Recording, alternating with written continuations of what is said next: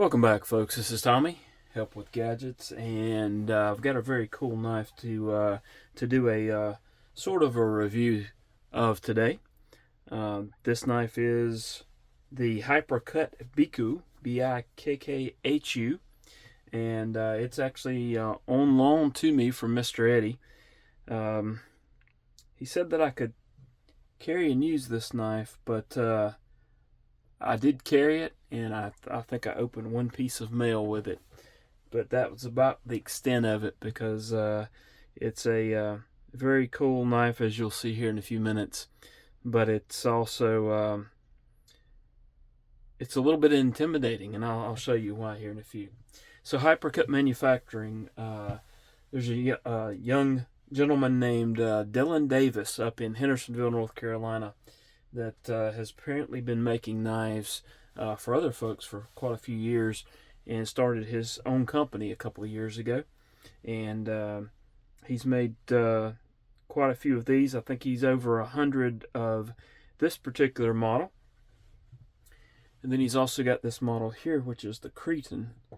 And this one happens to be 0002 of that particular model. So they're both made by Hypercut Manufacturing, and I'll leave a link down to their website below, and probably Instagram as well. So I picked this one up last week for Mr. Eddy at Blade Tactical at CanCon in Clinton, South Carolina, and he's not even got to hold this knife yet, so it'll be headed to him shortly. So that's its big brother or little sister or whatever you want to call it. So it's its sibling. All right, this is the Hypercut Biku. This is carbon fiber. You'll notice the tritium dials there in the pivot, in that side of the pivot as well, and in the clip itself. Okay. So let's start out, let's start out like I normally do. Let's go with some of the specs. The blade length is approximately 3 1/4. Let's go with 3 1/4. Overall length is about a little over between 8 3/4 and 8. 7 3/4 and 8. So it's not a real big knife. Pretty much the perfect EDC size in my opinion. Somewhere between that 3.25 to 3.5 inch. All right, let's go ahead and do a weight of this one, and let me get the units on the correct. Let's get to ounces. All right. So the ounces are 3.15 ounces. So a very good blade to weight ratio, as they say. All right, let's do some size comparisons. Let's start out with the Benchmade bug out. See, it's a little bit bigger than the bug out, and we'll also show the Miguron Morial, about the same size. Alright, that's 2 out of the way. Let's do the Kaiser Militao. And let's also do the Bergblade Sweeney. So kind of along the same lines as the more like the Sweeney size. Let's do the CJRB Pyrite, and also the Demco Shark Cub. The Biku is larger than both of those. All right, let's do a couple of budget blades. This is the Eutectic Binary and the Eutectic EFD. That's Everyday Field Duty.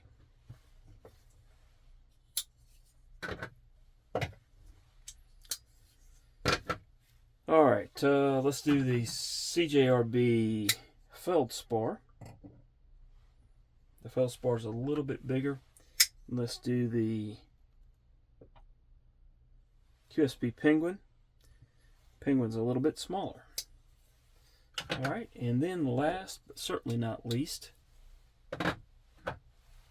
let's do the Microtech MSI, which is of course much larger, and the Kaiser Cyberblade, which is of course much less lengthy. Alright, let's look at the thickness of this one. Let's start out, let me get the bug out. So you can see it's significantly, the bug out's significantly smaller. It's more like the Morial, as you can see there. The Shark Cub's going to of course be thinner, and the Militaw is probably going to be very similar on the thickness. Now the in pocket, that profile is probably more like the Sweeney, or say the Pyrite. Those are two good comparisons there. Let's pull in the Benchmade bug out so you can see how it is in pocket there.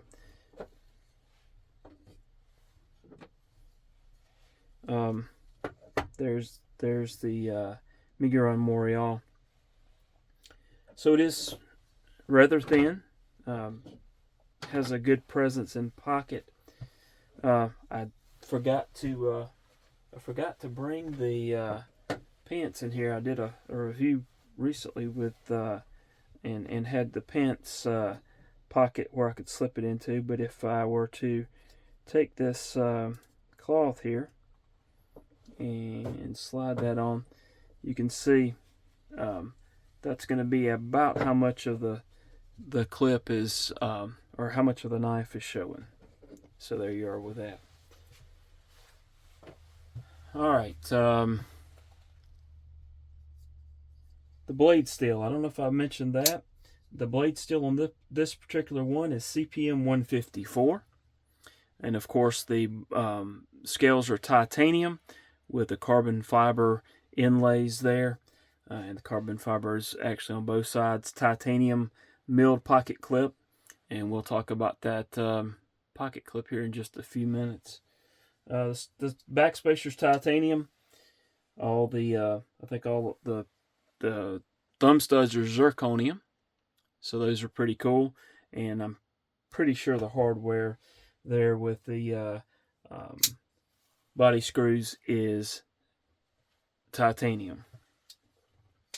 So again, this is a US made knife, of course, and is a very cool knife in my opinion.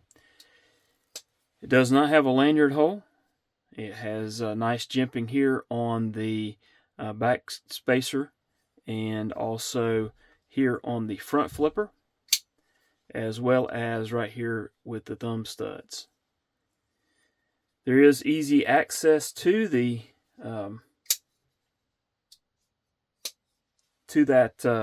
lock bar, as you can tell right there. And it's easy enough to push that over. Easy enough to get your thumb in there and push that over. So that's a very good thing. Opening methods, you've got of course the thumb studs. You can actually reverse flick off the thumb studs, and also the front flipper, which works very well. So it is a very fidget friendly knife. The price on these, I believe it's somewhere around $900 on that. And if you consider the craftsmanship, the materials, the tritium, everything that's going for this knife, I mean, it is a higher end,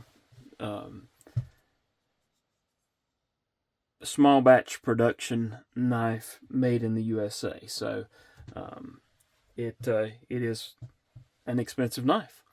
D10 on it is heavy, but it works well for the reverse flick off the thumb studs. The front flip is just one of the best that I've played with. Lockup, you can see the lockup there. Blade finish is a satin, and it's a very nice blade. The blade shape is somewhat unique. I won't say there's not another knife out there with a similar blade shape. There probably is somewhere, but it's not one that you normally see. Again, the scale material is this really cool carbon fiber. Looks really nice. You can see there's some contouring there on the scales. So let me say a couple of things that I wasn't the hugest fan of. One is this point. This point, it kind of scares me. Not that it's not sharp. I think you can see from the video there, that's a sharp point, and that it probably isn't fragile. I mean, you can look at the thickness of the blade stock. It comes down to a decent thickness there, but that just seems, for me, too pointy. Another thing that about this knife, the pocket clip is very thin, and I don't know if I'm able to, maybe that's a better. It's very thin as far as the thickness of the material actually through this point right here. The retention on it seems good enough, but you can tell that edge there's a little sharp because it's so thin. It goes in and out of pocket perfectly fine. No problems with that. Reaching your hand in if you've got something else in your pocket, and I'm not sure that with this one knife you have anything else in your pocket. But as you reach by that pocket clip on this side of the knife, no problems at all. There's no sharp edges to catch your hand or anything else. The only thing that you might catch is that pocket clip. All in all, this is a really good knife. If I had unlimited funds, I would probably get one of these just to have a really cool knife by a somewhat local to me maker. That's about 90 miles away. So I think it's really cool that there's some makers in the area that are that make some really cool knives. I've got some other makers up in the Asheville, Hendersonville area that I know of, and again, that's about 90 miles away from me, and I just think I think that's neat. All right, as far as in hand, this knife is comfortable. It's well made. I'm easily able to get 4 fingers on that, even without choking up onto this with that kind of grip. It's comfortable in hand. It would be comfortable for probably most any task that you would put to it. But I would be careful about that tip there, not catching on something and putting too much pressure on it. But I mean, I don't think this is considered or intended to be a hard use knife. It is a very nice looking knife, and a different knife than a lot of the other knives that are out on the market today, in my opinion. So there you have it. This is a very cool knife. I actually got to talk to the gentleman that makes these at Blade Show Tactical, and really appreciate him taking the time to talk to us while we were there. But there you have it. This is the Hypercut Biku. A very cool knife. I'll leave some links down below. Hope you've enjoyed it. Please hit that like button. Subscribe if you haven't done so. and leave a comment. Let me know what you think. This is probably one of those knives that'll have some differing opinions, and I appreciate folks that do leave comments. I try to get back with them, although I'm not doing a great job with that right now. I will try to respond to you. I appreciate you. Hope to see you again soon. Thanks, and I hope you have a wonderful rest of your day.